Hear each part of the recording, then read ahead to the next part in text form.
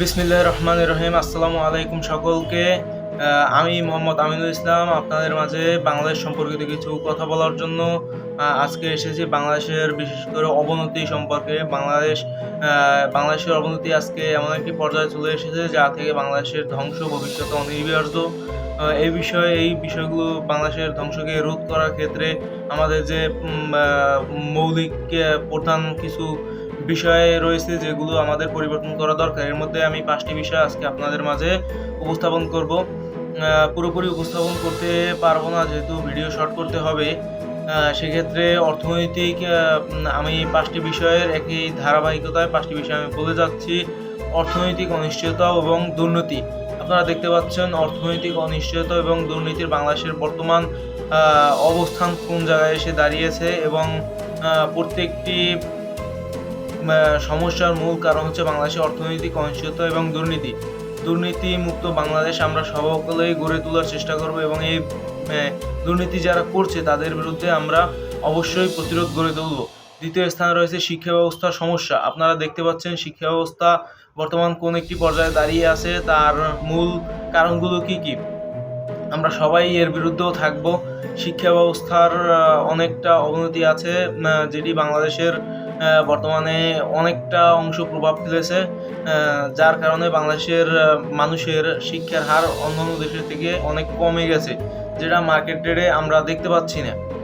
তৃতীয়ত এসেছে রাজনৈতিক অস্থিরতা, যেটি বাংলাদেশের সমস্যাগুলোর মধ্যে 100% এবং প্রধান একটি সমস্যা রাজনৈতিক অস্থিরতার কারণে আপনারা দেখতে পাচ্ছেন রাজনৈতিক অস্থিরতার কারণে বাংলাদেশের বর্তমান পরিস্থিতি কোন পর্যায়ে এসে দাঁড়িয়েছে।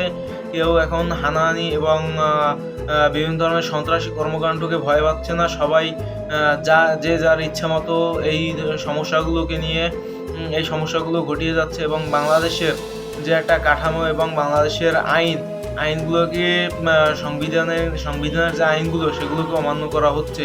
আপনারা সকলেই এই বিষয়গুলোকে লক্ষ্য রাখবেন এবং যার হাতের কাছে এবং যেখানে এই বিষয়ে আপনার কর্মকাণ্ড দেখবেন প্রতিরোধ গড়ে তুলুন। এবং আমার এখানে 4 নম্বর বিষয় যেটি রয়েছে দরিদ্র এবং বৈষম্য। আপনারা দেখতে পাচ্ছেন দরিদ্র এবং বৈষম্যের যে বিষয়গুলো রয়েছে সেগুলোর মধ্যে আমাদের বাংলাদেশে কর্মহীনতার মূল একটি প্রভাব পড়েছে। বাংলাদেশে বৈষম্যের দিক থেকে অনেকটা পিছিয়ে আছে। এগুলো বাংলাদেশের মূল সমস্যা। দরিদ্রতার মূল কারণ হচ্ছে কর্মসংস্থানের ব্যাঘাত ঘটা। কর্মসংস্থান বাংলাদেশে খুব কমই আছে, যার কারণে বাংলাদেশের এই দরিদ্র হারটা বছরে বছরে বেড়ে যাচ্ছে। এদিকে দেখা যাচ্ছে যে অর্থনৈতিক অনিশ্চয়তা ও দুর্নীতি। আমরা দুর্নীতি কিভাবে কমাবো? রাষ্ট্র থেকে দুর্নীতি কমাতে হলে কিছু ধাপ আমাদের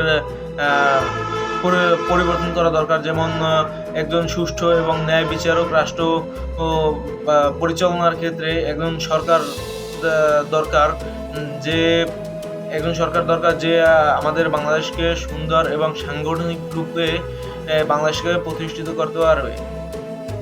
সর্বশেষ আমি এটুকুই বলতে চাই, আজকে থেকে যেহেতু শুরু করেছি, ইনশাল্লাহ ভবিষ্যতে বাংলাদেশ বিনির্মাণের জন্য আরও অনেক কথা উঠে আসবে। আপনারা সকলের কাছে অনুরোধ আমার এই ভিডিওটি দেখার জন্য, এবং জানি না কজনে দেখবে, যে দেখবে আশা করি পূর্ণাঙ্গ দেখবে এবং পরবর্তীতে আমাকে ভিডিও তৈরি করতে উদ্বুদ্ধ করবে।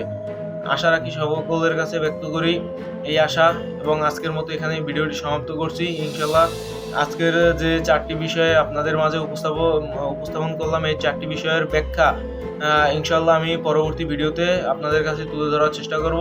সবাই ভালো থাকবেন, সুস্থ থাকবেন। আল্লাহ হাফেজ। আসসালামু আলাইকুম।